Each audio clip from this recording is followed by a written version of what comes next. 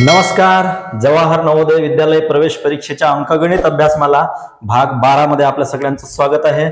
आपण पूर्ण संख्यावरील मूलभूत क्रिया हा घटक अभ्यासत आहोत आणि यातील उपघटक आपण अभ्यासलेले आहेत, गुणाकार, बेरीज, वजाबाकी. तर आता याच्यामध्ये आपण भागाकार हा उपघटक अभ्यासणार आहोत. तर भागाकाराचे स्वरूप आणि पद्धती काय आहेत चला बघूया.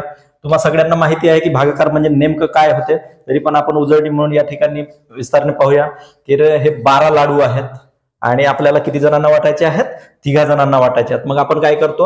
12/3 करतो, मग 3 × 12. आता इथे मी शून्य द्यावं आणि मग पहिल्यांदा शून्याचा भाग द्यावं, ही बेसिक पद्धत आहे. आता आपण मोठे झालो आहोत, मॉडर्न झालो आहोत, आता ठळक आपल्याला फास्ट करायचं आहे. त्यामुळे सुरुवातीचा अंक हा भाजकापेक्षा छोटा आहे, म्हणून आपण त्याचा विचार न करता थेट 2 अंकाचा विचार करून आपण भाग दिलेला आहे. तर किती आला भागाकार? 4 आलेला आहे. म्हणजे एका प्लेटमध्ये किती लाडू येणार किंवा एकाला किती लाडू मिळणार? 4 लाडू मिळणार. बघा, या पद्धतीने आपल्याला हे लाडू मिळणार. तर हे याच्या आधी आपण काय पाहिलं होतं की एका प्लेटमध्ये 4 लाडू आहेत आणि ते एकत्र करायचे होते आपल्याला. मग किती लाडू होतील म्हणून आपण केलं होतं, त्याचा गुणाकार केलेला होता. म्हणजे हे 4 4 4 3 वेळा, म्हणजे 4 त्रिक 12 अशा पद्धतीने केले होते. आता 12 लाडू होते, ते 3 जणांना वाटायचे आहेत, तर किती किती येणार या पद्धतीने आपण केलं. म्हणजे भागाकार आणि गुणाकार ह्या दोघेही सहसंबंध असणाऱ्या क्रिया आहेत. तर समजलं असेल तुम्हाला, भागाकार म्हणजे असं वाटप करणे, समान वाटप करणे. चला पुढे एक उदाहरण आहे आपल्याकडे. नोटबुकाचं आपण पाहिलं होतं. एका नोटबुकाची किंमत होती आणि त्यानुसार 5 नोटबुकाच्या किती किमती झाल्या हे काढलं होतं आपण. आता काय आहे, या 5 नोटबुकांची एकत्रित किंमत आपल्याला या ठिकाणी दिलेली आहे. किती आहे ते? 100 रुपये आहे. तर एका वहीची किंमत किती आहे ते आपल्याला काढायची आहे. मग आपण काय करणार? याचे 5 भाग करणार 100 रुपयाचे. 100 रुपयाचे 5 भाग केल्यानंतर किती होणार? 5 × 10 आणि 5 0 0 या पद्धतीने होणार ते. म्हणजे किती भाग, एक भाग कितीचा होणार? 20-20चा. तर या पद्धतीनेच झाला 20-20चा. बघा, 20-20 5 भाग केले, म्हणजे एका नोटबुकाची किंमत किती होणार? 20 रुपये. या पद्धतीने आपण हे भागाकार केला. म्हणजे याची 20 रुपये, याची 20 रुपये, याची 20, याची 20 आणि याची पण 20, अशा पद्धतीने आपण भागाकार करून ते वाटप केले 100 रुपये प्रत्येकाला किती येईल. तर परत एक रांगेचा उदाहरण पाहिलं होतं आपण. रांगा गुणाकारामध्ये, भागाकारामध्ये सुद्धा रांगांचं उदाहरण आपण त्याच इथे घेत आहोत. तर एका रांगेत 4 घ्यायचे आहेत आणि असे किती झाडं लावायचे आहेत आपल्याला? 13. तर एका रांगेत 4 आणि 13 झाडं आहेत आपल्याकडे. हे बघा, 13 झाडं. तर झाडांच्या एकूण किती रांगा होतील? तर मी काय करणार, या पद्धतीने लावल्या. एका रांगेत 4, अशा पद्धतीने 3 रांगा झाल्या. तरी पण एक झाड शिल्लक राहिलं. हा एक झाड शिल्लक आहे. तर हा शिल्लक असलेला म्हणजे बाकी आहे, शेष आहे असं म्हणतो. पण याच्या आधी बघा, लाडू वाटप केले, शिल्लक राहिला का? नाही. नोटबुक मधला काही पैसे शिल्लक राहिले का? नाही. 100 रुपये सगळ्यांना झाले. पण इथे शिल्लक राहिला म्हणजे शेष राहिला आणि तोच म्हणतो आपण बाकी. पण ज्या गुणाकारामध्ये ज्या भागाकारामध्ये बाकी राहत नाही त्याला आपण निःशेष भाग जाणे असं म्हणतो. तर पुढे बघा, गुणाकाराची मांडणी केली आपण. हा भाज्य आहे, हा भाजक आहे आणि भागाकार आहे. आपण सोडवत आलो ना, हे माहिती आहे तुम्हाला सगळ्यांना. आणि जे खाली आहे ते बाकी आहे. आता याचा गुणधर्म बघा की भाजक आणि भागाकार, म्हणजे हा भाजक आहे आणि हा भागाकार आहे, याचा गुणाकार जर केला, त्या गुणाकारामध्ये ही बाकी जर मिळवली, तर येणारा जे उत्तर आहे हे भाज्याबरोबर असते, याच्या बरोबर. उदाहरणार्थ पाहू आपण. 13 × 2 आहे. मग भागाकार किती येते? 2 × 12 राहिला, बाकी आहे. आता पहा, याचा आणि याचा गुणाकार करा. 2 × 12 आणि हे त्याच्यात मिळवा. एक किती झाल्या? 13 झाला. आला याच्या बरोबर. क्रॉस चेकिंग करताना आपण या पद्धतीने करू शकतो. आता बऱ्याच वेळा आपल्याला हे मांडणी न करता भागाकार सोडवावं लागणार आहे, कारण त्या ठिकाणी आपल्याला तेवढी वेळ राहणार आहे का, आणि हे मांडणी तुम्ही कशी केली हे विचारणार नाही, तुमचं उत्तर बरोबर आहे का हे पाहिलं जाणार. त्या ठिकाणी पर्याय दिलेले असतात आणि हा पर्याय आहे का बाबू पाय, तू कोणत्या पद्धतीने मांडणी केलास, कशा पद्धतीने केलास, आडवा केलास की उभा केलास, हे त्या ठिकाणी महत्वाचं नाही. पण आपल्याला समजण्यासाठी आपल्याला या पद्धतीने करावं लागेल. गुणाकार यांचा भाजक आणि भागाकार यांचा गुणाकार आणि त्यामध्ये बाकी मिळवल्यानंतर येणारा जो उत्तर आहे तो भाज्याबरोबर असतो. जर नाही आला तर आपला भागाकार चुकला. पहा, काही पद्धती अशा सुद्धा आहेत, या पद्धतीने सुद्धा मांडणी केलेली असते. याचा सुद्धा अर्थ भागाकार असाच आहे. या पद्धतीने स्लॅश देऊन हा सुद्धा भागाकार असा आहे. या पद्धतीने अंश आणि छेदाच्या स्वरूपामध्ये सुद्धा भागाकार लिहिला जातो. तर याचा अर्थ काय होणार, हे भागिला हे म्हणजे 1234 भागिला 23 अशा पद्धतीने त्याची उभी मांडणी होणार. तर ह्या सुद्धा पद्धती आहेत, माहिती करून ठेवणे आवश्यक आहे. पुढे पाहूया आपण. निशेष भाग जाणे माहिती आहे, म्हणजे जिथं बाकी शून्य असते, पण काही ठिकाणी बाकी शून्य नसते. तर अशा वेळी आपण त्याला पुन्हा म्हणजे पहा, काही वस्तू ज्या अशा वाटप करत असतो आपण, तर त्या जसं पुस्तक वाटप करत आहोत.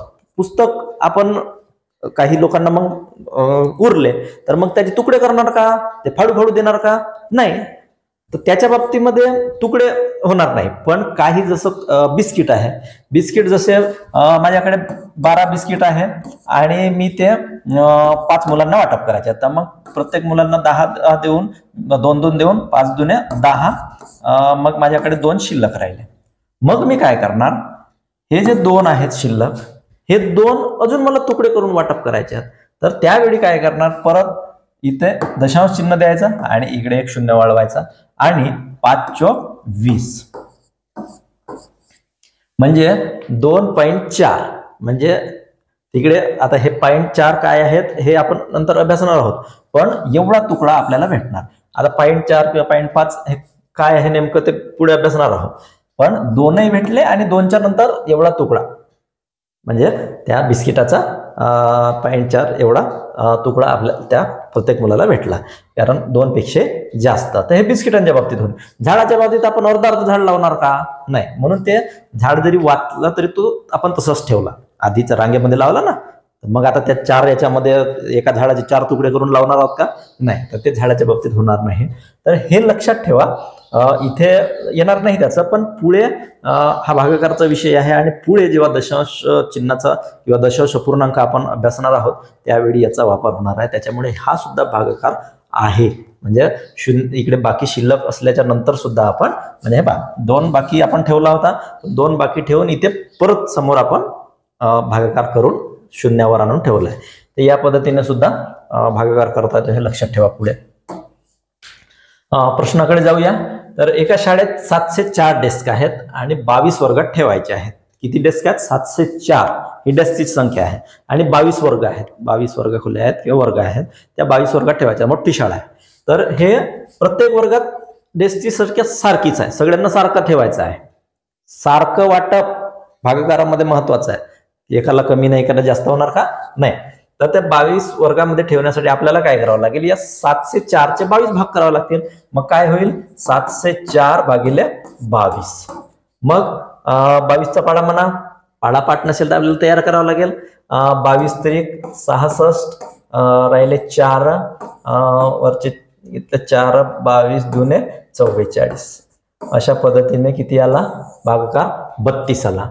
तर आता हे मी डायरेक्ट लिहिलं. 22चा पाडा आपल्याला असं लक्षात यायला पाहिजे, 22 दुने 44 होतात, 22 त्रिक 66 होतात. अशा पद्धतीने करायचं. 2-2 आहेत ना, आपल्याला तिथले तेच करता आलं पाहिजे. तर 20 पर्यंत तरी किमान सगळ्यांना पाडेपाठ पाहिजे, कारण पाडेपाठ भागाकार करण्यासाठी पाडेपाठ करणे गरजेचंच आहे असं नाही. पण आपण या ठिकाणी जोराने जाणार आहोत, आपली गती मेंटेन करणार आहोत. मग गतीने सोडवण्यासाठी आपल्याला पाडेपाठ असणे आवश्यक आहे की नाही. तर त्यामुळे पाडे कमीत कमी 20 पर्यंत पाठ असणे आवश्यक आहे. त्यानंतर आला उत्तर इथं 32. हा ठीक आहे. त्यानंतर बघा आता हे ही संख्या आहे भागीला 13. कोणती संख्या आहे, 1,69,390 या संख्येला 13 ने भाग द्यायचा आहे आपल्याला. हा मांडणी अशी दिलेली आहे, म्हणून मी त्या मांडणीचे प्रकार सांगितले की इथे दिली आहे आणि त्याला सरळ रूप म्हणजे आता असं सोडवायचं आहे आपल्याला. मग 13 × 13, राहिले 3, मग 13 × 39, राहिले 0, मग 3 घेतला, मग 0, मग परत 9 घेतले, मग 13 × 39, मग वरचा 0 घेतला, मग 0. अशा पद्धतीने किती 13,030 हे उत्तर आलेलं आहे. 13,030 हे उत्तर आलेलं आहे. या पद्धतीने आपण सोडवलेलं आहे. इथे 13चा पाळा पाठ नसेल तर आपल्याला मांडणी करता येतो, पण तो मांडणी केला तिथं आपला वेळ वाया जाणार ना, बराच वेळ जाईल तिथे. मग 13चे हे करा, मांडणी करून पाळा तयार करा आणि मग सोडवा, इथपर्यंत वेळ जातो. त्यामुळे 20 पर्यंत पाड्या सगळ्यांना पाठ असणे आवश्यक आहे. आता पहा, एका संख्येला 13 ने भागल्यास भागाकार 112 येतो, बाकी 4 उरते. आता मी भागाकाराचा गुणधर्म मी काय सांगितलं होता, भाजक गुणिला भागाकार अधिक बाकी ही कोणाबरोबर असते, भाज्या बरोबर असते.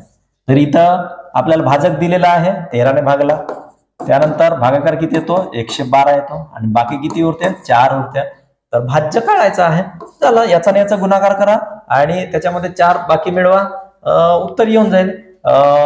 याचा 13 गुणिला 112, 112 गुणिला 13 केल्यानंतर किती होणार 1456 येणार आणि त्याच्यामध्ये ते 4 मिळवल्यास 1460 असं आपल्याला उत्तर मिळेल. 1460 हे त्याचं उत्तर आहे. त्यानंतर इथं पहा 10 खुर्च्यांची किंमत 5500 आहे. 5500 किंमत आहे आणि याचे किती भाग करायचे आहेत 10 भाग, कारण आपल्याला एका खुर्चीची किंमत आधी काढावी लागणार ना. तर एका खुर्चीची किंमत काढण्यासाठी आपल्याला 10 भाग द्यावा लागेल. तर पहा इथे या पद्धतीने सुद्धा आपण करू शकतो पुढे पूर्णांकामध्ये, म्हणजे एका खुर्चीची किंमत 550 झाली, किंवा तुम्ही असं पण करू शकता 5500 भागिले 10 या पद्धतीने सुद्धा करू शकता. तर 10 ने कसं भाग करायचं हे तुम्हाला माहिती आहे. एक एक शून्य कापून टाकला, कारण आपण गुणाकारामध्ये केलं होतं ना, त्याच पद्धतीने शून्य जर 0 0 0 जर असतील तर इथला एक शून्य इथला शून्य कमी करून टाकायचा, म्हणजे आपल्याला पटकन मिळते. तर 550 एका खुर्चीची किंमत झाली. आता 550 ही एका खुर्चीची किंमत झाली. आता आपल्याला 42 खुर्च्यांची किंमत काढायची आहे, म्हणजे आपल्याला काय करावं गुणाकार करावा लागणार आहे. पहा येथे भागाकार आहे आणि गुणाकार आहे. प्रश्नांची गुंतागुंत असते. मी नेहमीच सांगितलं की दिले जाणारे प्रश्न, विचारले जाणारे प्रश्न हे एकाच घटकावरती असतात असं नाही, कारण ही परीक्षा अंकगणिताची परीक्षा ही सर्वसाधारण परीक्षा नाही आहे. ही तुम्हाला बुचकळ्यात टाकण्यासाठी, तुम्हाला मागे ढकलण्यासाठी असते की तुम्ही हे कसं सोडवता, तुमच्या बुद्धीची परीक्षा पाहण्यासाठी आहे. त्यामुळे या प्रत्येक प्रश्नामध्ये आपण पात्र ठरलो पाहिजे. याच्यासाठी ह्या सगळ्या जे घटक आहेत आतापर्यंतचे ते सगळं अभ्यासावे लागतात. इथे मग गुणाकार नाही करू, भागाकारच करतो, भागाकार परफेक्ट येते, मग भागाकाराचे उदाहरण सोडवतो, असं जमणार का? नाही. आपल्याला ह्या सगळ्या, कारण या घटकामध्ये होऊ शकते एखाद्या प्रश्नामध्ये अनेक घटकांचा आपल्याला अंतर्भाव असू शकतो. इथे बघा, इथे भागाकार पण आहे, गुणाकार पण आहे, इथे आहे गुणाकार पण आहे, बेरीज पण आहे. तर इथे एका खुर्चीची किंमत किती झाली 550 रुपये. तर आता 42 खुर्च्यांची किंमत काढायसाठी काय करावं लागेल 550 गुणिला 42 करावं लागेल. तर किती येते हे तुमच्यासाठी स्वाध्याय आहे. 550 गुणिला 42 हे गुणाकार करा आणि त्यानंतर किती उत्तर येते हे सोडवा तुम्ही. अशा पद्धतीने भागाकार आणि गुणाकाराचा भरपूर सराव करा. बेरीज वजाबाकीचा करा. बॉडमास